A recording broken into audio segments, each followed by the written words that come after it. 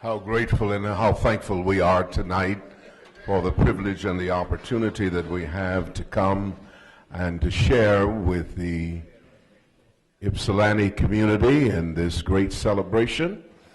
Why don't we just give the mega men a big hand, if you will.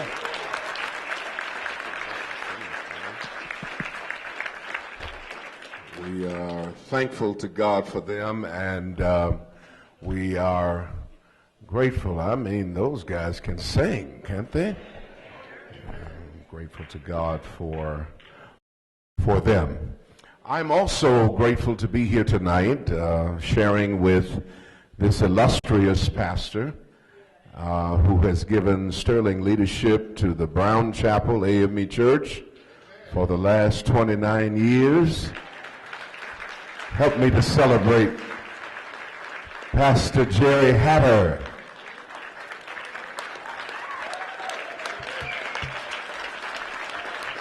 Come on, you can do better than that.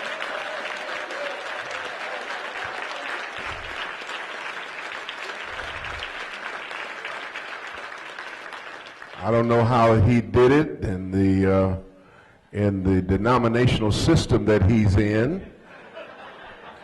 Folk don't stay 29 years anywhere. And I don't know how they let him get a pass. But I'm glad that they did, so that his influence and his work can be recognized in this community. I'm very, very grateful to be here tonight and to share with you. And I see so many friends and those that I've known down through the years who are here sharing on tonight, and I'm grateful. I also saw some of my own members here tonight, the Rogers. Good to see you sharing here as well. And I am in a precarious position tonight because I didn't know it was a banquet like this, and I thought I was coming to, really preach, and so I'm going to have to try to see how I can adjust real quickly to that, because there's several factors working against me. Number one, you've eaten. That's the big one. And then number two, all of the awards have been given. That's the next one. And everybody's happy and ready to go. So I'm working against a whole lot of mitigating factors.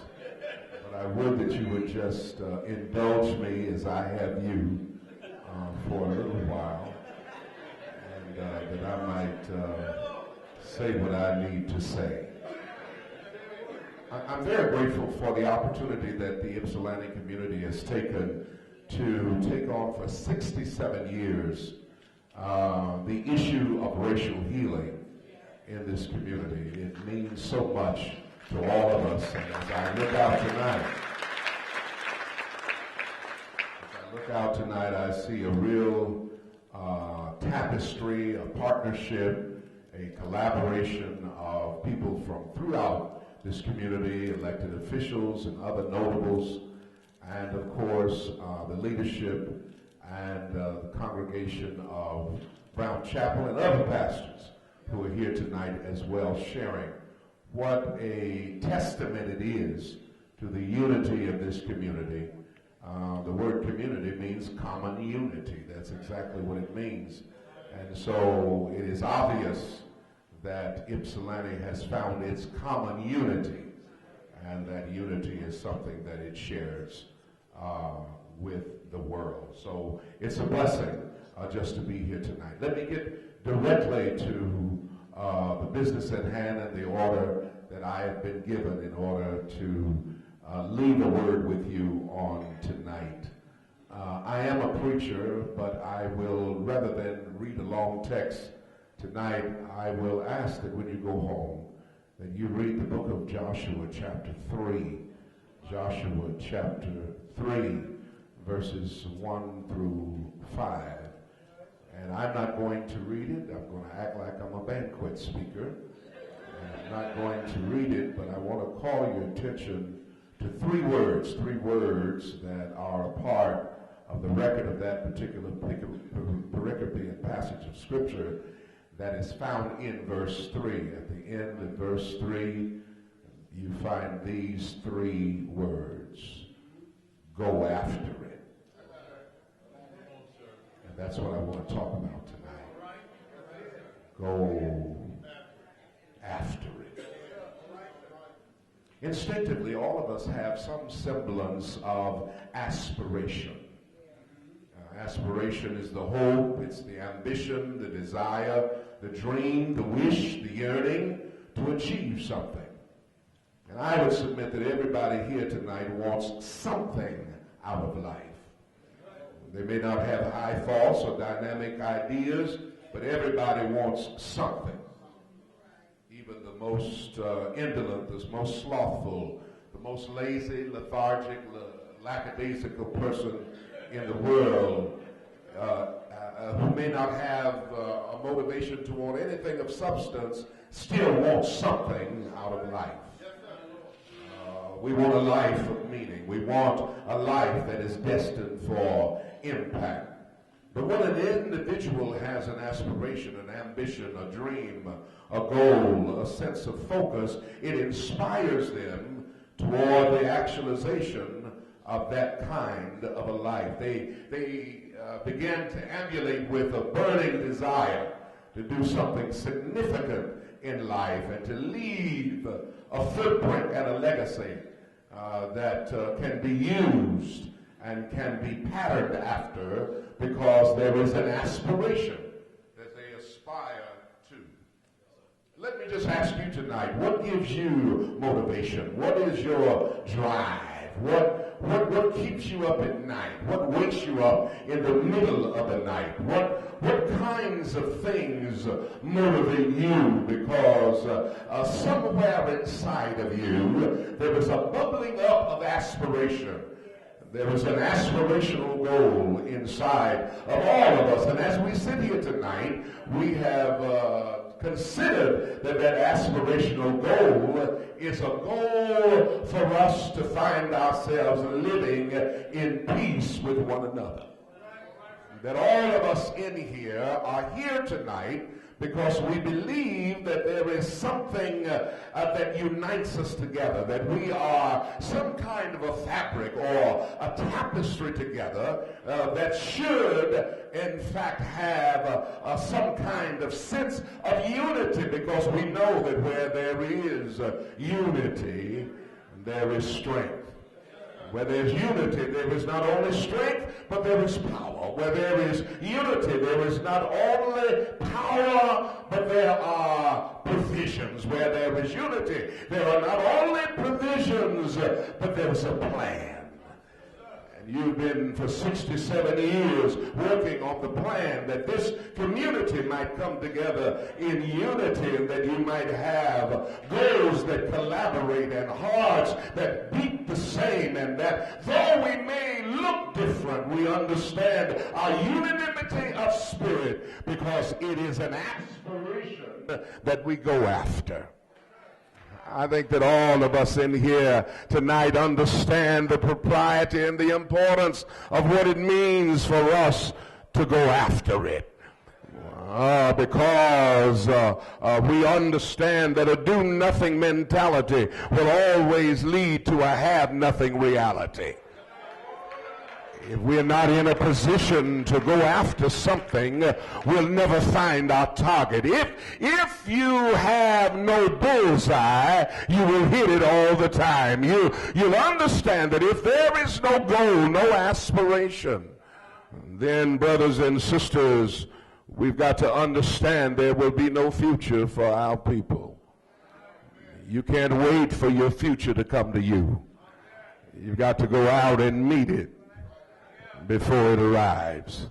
When you go to an airplane and you get off the plane and you go down to the baggage claim, you go to a carousel and you look for your luggage, and you can always tell yours because there is something on there that makes it distinctive. Maybe the latch is off a little bit, maybe there's a dent on the side, maybe you put some sort of color bow on it, or maybe one of the wheels is falling off, but you know that it's yours.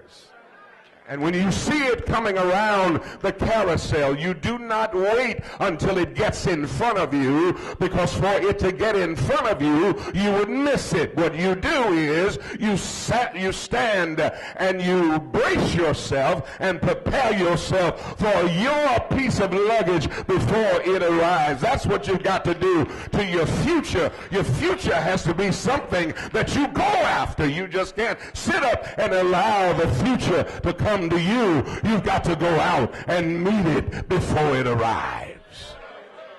It's something that we've got to understand, that we've got to be able to do, because we've got to be able, no matter what, we've got to go get it. If it doesn't come to you, you still got to go get it. You got to go get it. You've got to go embrace it. You've got to go contend for it. You've got to go strive for it. You've got to go grasp it. You've got to go achieve it. You've got to go accomplish it. You've got to go seize it. You've got to go obtain it. You've got to go secure it. You've got to go possess it. You've got to go claim it. You've got to go get it. You've got to go lay your hands on it, because it's yours. You have an aspiration. We have an aspiration, and we cannot settle until the work is done. We've been talking for a long time. We've been having dinners for a long time. We've been looking across tables at each other for a long time. Now is the time. We don't need to waste any more time. Now is the time that we come together as one, understanding what we are and who we are together, because together everyone achieves more. Go after it. Understand what we have together. Go after it. Let's understand who we are. Let's go after it. Let's understand what we have before us. Let's go after it. Let's understand what we can do together. Let's go after it. Let's build a world where everybody is somebody. Let's build a world where everybody has access to opportunity. Let's build a world where everybody understands that they have value. Let's go after it. There are three things that happen in this particular text very quickly. The first one is that they understand is that promises have price tags. It's important for us to understand that it takes sacrifice. It's going to take all of us coming together, that none of us can enjoy anything unless all of us are all in. It takes every last one of us from every community, from every neighborhood. We've got to all come together, and we have to put our differences there and celebrate our differences, but higher than that, celebrate our unity with one another. We've got to understand that if we're to make it together, that what we have to do, if we're to go after what God has for us, it is so important, brothers and sisters, that we understand that there's a price tag attached to it. There's sacrifices that have to be made. We've got to be in a position to say, I've got to lay it on the line if we want something good to happen in our communities. Another thing that I saw in this particular text, as the children of Israel began to follow the Ark of the Covenant. The Ark of the Covenant was a box, of course, that was inlaid with gold. that had on top of it the mercy seat, which was the propitiation for their sins, and had on the side these wonderful levers that they held as they took it before the people and stood in front of the people, and it represented the presence of God. If we are to go after it, we must understand that the same God that has brought us this far is going to take us even further. That the same God that has brought us through hills and mountains and brought us through slavery and brought us through Jim Crow and segregation, the same God that has brought us through all of that will lead us to economic equity and opportunity and the unanimity of spirit. We got to understand we still got to put this thing in God's hands. I don't care what you say. It was God that brought us. God of our weary years, God of our silent tears, thou who hast brought us thus far on the way, thou who hast by thy might led us into the fight, keep us forever, we pray, lest our feet stray from the places, our God, where we met thee, lest our hearts, drunk with the wine of the world, we forget thee. Shadowed beneath thy hand, may we forever stand true to our God and true to our native land.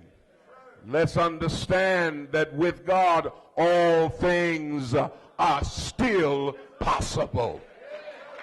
With God we can leap over a wall and go through a troop. With God we can go over mountains and we can tunnel through valleys. With God, we can build bridges that unite us instead of walls that divide us. With God, we need his presence and we need his power. But then finally, there's a push all of us need to have. We got to take ownership of this dream. We've got to take ownership of what God is doing to us and through us. We've got to take ownership of this energy that's in this room. We've got to take ownership of this bridge of collaboration that is in this room. We've got to take ownership of it and be able to passionately pursue it as God would have us to do it. Promises have price tags, and we got to passionately pursue the presence of God, but we got to push and proclaim for the things that are rightfully ours. If you really have an aspiration, if we have an aspiration as a community to come together, then we have to be able to look and say that eyes have not seen, nor have ears heard, nor has it been felt in the hearts of men, those things that God has in store for us. Brothers and sisters, as I leave you tonight, I want you to know and to understand, 67 years you've been talking about racial healing. 67 years you've had speakers. 67 years we've dressed up in outfits and come down to a banquet. 67 years we've sat and broken bread together. 67 years we've hugged on one another and promised to bring it together. But let this be the year that we proclaim and we push and we do not give up until the work is done, because he that hath begun a good work in you shall perform it until the day of Jesus Christ. I want to thank God tonight that he is our guide. I want to thank God tonight that he is our keeper. I want to thank God tonight that he is our uniter, our collaborator, our partner. He's the one that brings us together. I want to thank God for the things that we can achieve if we only believe. I want to thank God tonight that there are still some things for us to go after. I don't care what's happening in the White House. I don't care what's happening in other houses. One thing I know is God is greater than it all, because he's the one that's still on the throne. There may be those that want to deny us this collaboration, want to deny us this partnership, deny the energy and the spirit of love that is in this room, but it won't work.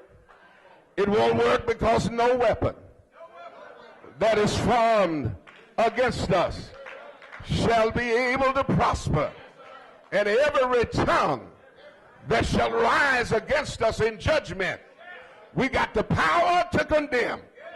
For this is the heritage of the saints of the Most High God, and their righteousness is of me, saith the Lord of hosts. Oh, brothers and sisters, I want you to know this is a great time for us to come together.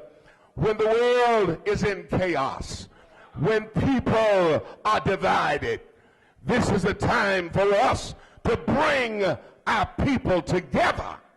Black people, white people, all people, that we might be in a position to look at our situation and to know that there is a promised land. And that promised land is a land that we're on our way to. Let me close with this story. There was a man once who had worked so very, very hard, and he had come home, and he was so tired that when he got inside of his home, he just laid on the couch, and he went to sleep. And he had one of these horrific dreams. It was a dream that some of us have had sometimes, that there's some sort of monster coming after us, that somebody's chasing us in our dream. And he had this horrific dream that somebody was chasing and somebody was coming after him. And in the dream, he kept running and running and running and running away from the monster. He just kept running and kept running and kept running until he got tired. When he got tired, he decided, I have no other choice than to turn around and to face the monster. When he turned around and faced the monster, no longer did the monster breathe out hot air. No longer did the monster pull his claws after him. No longer did the monster try to intimidate him or frighten him. The monster stopped in his tracks, and he began to become very timid. And the man looked at him in his dream and said, why are you coming after me? And the monster said, I don't know. It's your dream.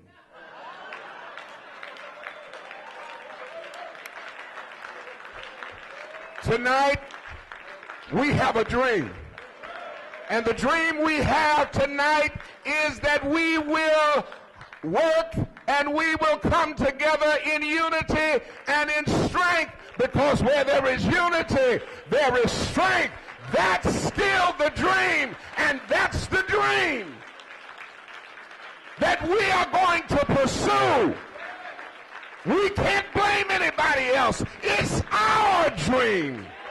It's our dream. It's our dream. God bless you.